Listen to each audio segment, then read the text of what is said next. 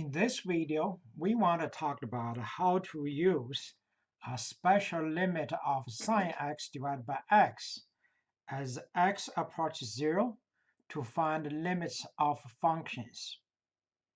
So what is the special limit? That special limit basically is this one. Limit of sine x divided by x as x approaches 0 equal to 1. Remember that special limit x must approach 0. If x approaches anything else, the limit may not be equal to 1 there. So quite often you will see something like this in the textbook. It just try to make sure you actually understand the special limit. It may ask you something like limit x goes to pi sine x divided by x. Okay, but for this case, the limit is not equal to 1. The reason is when we try to find a limit, the first thing we want to do is see if I can do substitution. If I can do substitution, means the function is defined, so then I find a limit. So for this case, you can see, because when x approaches pi, the denominator is not equal to 0, so which means I can do the substitution. I got sine pi divided by pi. So sine pi equal to 0 and divided by pi, so that's limit actually equal to 0. Okay, so that's one thing here.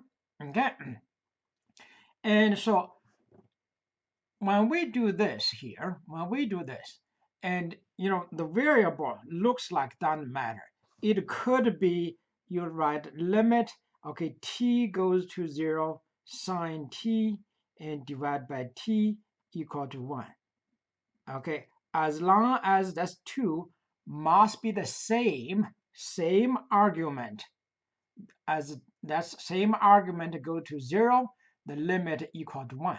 So which could be something like this, see, limit, okay, x goes to 0 and the sine and 3x divided by 3x. This limit is also equal to 1. Why this limit also equal to 1? Because if you call 3x as t, so as x approaches 0, the t approaches 0, because x approaches 0, 3 times x still going to approach 0. So that means t approaches 0. So in other words, I try to do substitution to replace 3x by t. So I'm going to have a sine t divided by t and the limit. And so now, because 3x equals t, when x approaches 0, obviously the t also approaches 0.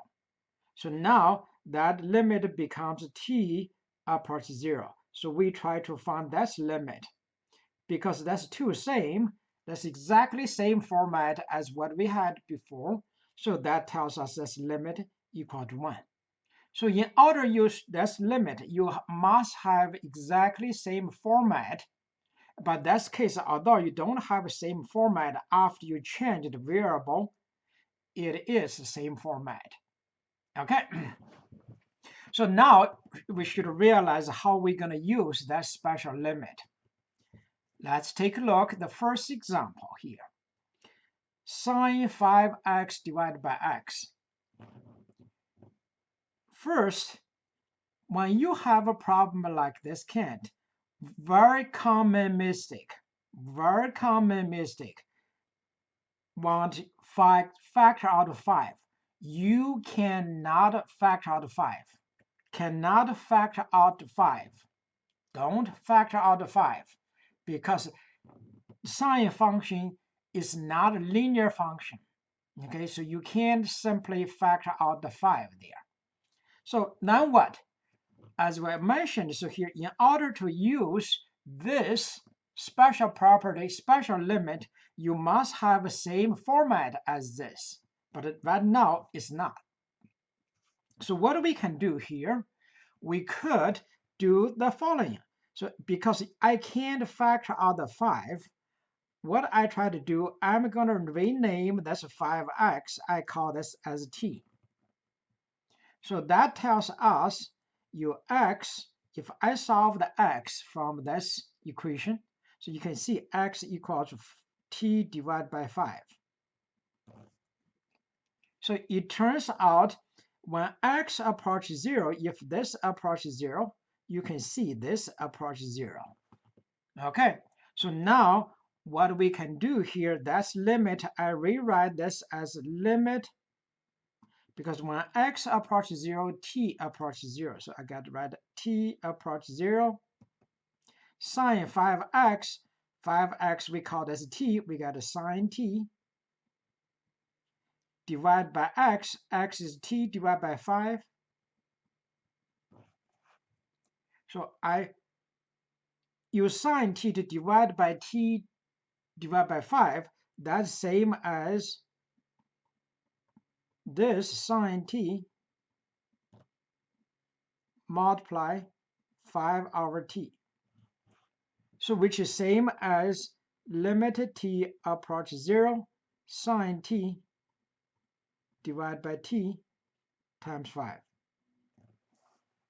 Okay, so now this 5, I can simply factor out the 5 out. So I got a 5 times limit t goes to 0 sine t divided by t, which this one is exactly same format as what we had earlier. So that tells us that's equal to 1. So that gives us 5 times 1, which is 5. Obviously, as I mentioned earlier, as long as your numerator, the signed argument and the denominator argument the same, you can actually use this special limit. So what does that mean? So that means this problem I can solve in the following way. I got limit x approaches 0 sine 5x divided by x. Remember, I can't factor out that's 5, but I can do the following. Limit x approaches 0 sine 5x divided by 5x. But you can see, you just simply put a 5 there. But when you multiply 5 to the denominator, you should also multiply the 5 to the numerator. Now you consider that thing here. Okay, this 5x, they got the same argument. Now I can actually to use the special limit sine 5x divided by 5x. Because if you call this as t, that's simply sine t divided by t as t goes to 0, which is 1. So now you can just simply say 5 times 1 equal to 5. Okay? So you can solve the problem either this way or this way. It doesn't matter. Okay. So now let's take a look. Next example. Tangent 3x divided by x. Okay, tangent 3x divided by x. So we don't know this. Let's do substitution. Obviously, I can't. Denominator will be 0. So what do we try to do here? I want to use the special limit, but right now I have a tangent. So let's change the tangent in terms of sine divided by cosine. So we write this as sine 3x divided by cosine 3x divided by x. So this can be written as limit x go to 0 sine 3x divided by cosine 3x multiply 1 over x. So we interchange these two functions. So we're going to write as the following. Limit x go to 0 sine 3x divided by x multiply 1 over cosine 3x.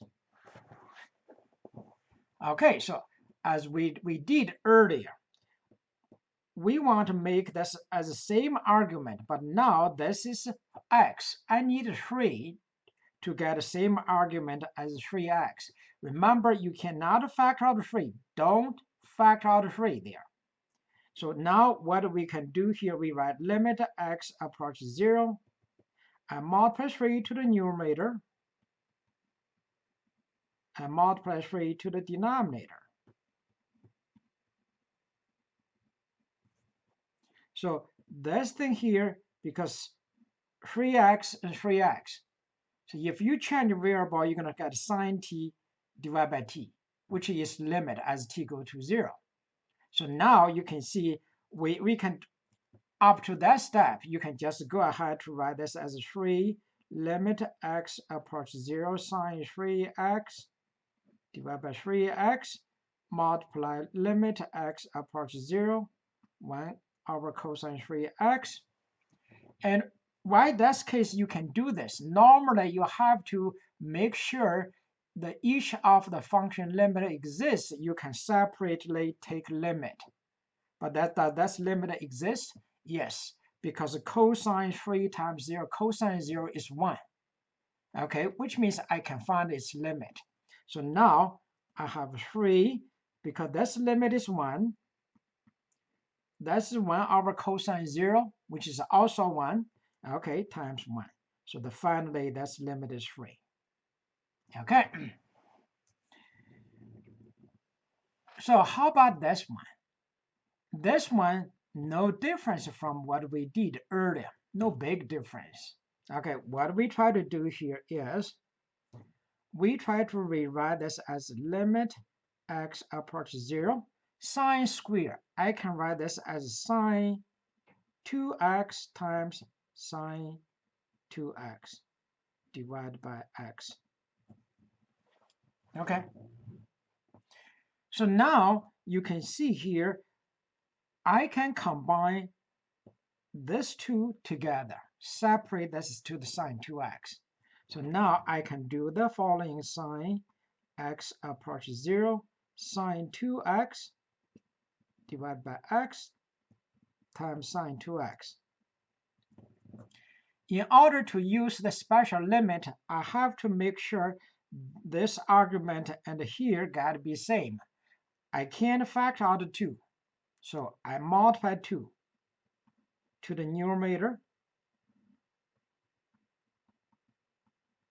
and to the denominator. That's to reduce, that's still same as this, times sine 2x.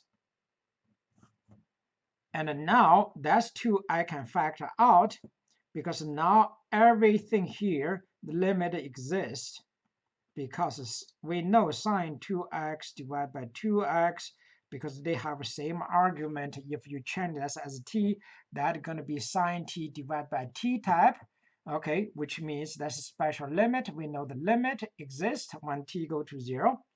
But we also know sine, if you do substitution, sine 0, limit is 0. It does exist, so that means we can take a limit to sine 2x. So now we know our limit is going to be 2. This limit is 1. This limit is 0. So the limit is 0. Okay. The last one we want to talk about here is this. What we do here, again, you can't factor out the 7 and 9. You cannot. Don't even think about it. You can factor out the 7 or 9 out. Okay, what do you try to do here? That's the same trick we used earlier.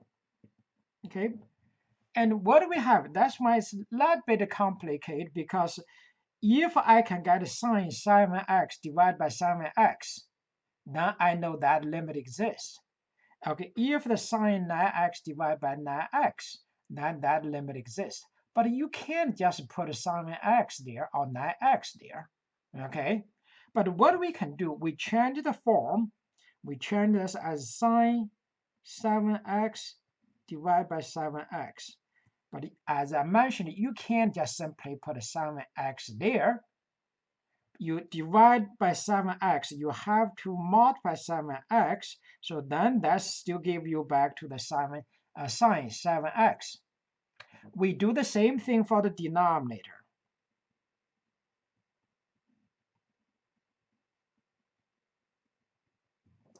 Okay, so now you can see this, you got the same argument. Okay, so which means that limit exists. If you call this t, that's sine t divided by t, as t go to 0, this is 1. Okay, so we know that one. Similarly for this one, same argument. If you call this as u, that's u, as x go to 0, the u go to 0, sine u divided by u, the limit exists. And so here, but good thing here, that's two combined together, limit also exists, which you can see that's going to be 7/9. That's going to be 7/9 there. Okay, and so we know each of them limit exists.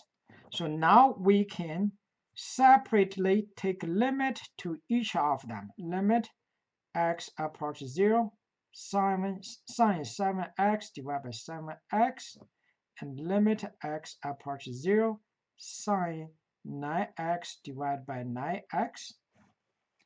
And this last two I put together. I got limit x approaches 0, 7x divided by 9x. Obviously, that's limit is 7/9. But we know that's limit is going to be 1. This limit is 1. So that's limit is 7/9. So I have 1 divided by 1 times 7/9, and the limit is 7/9.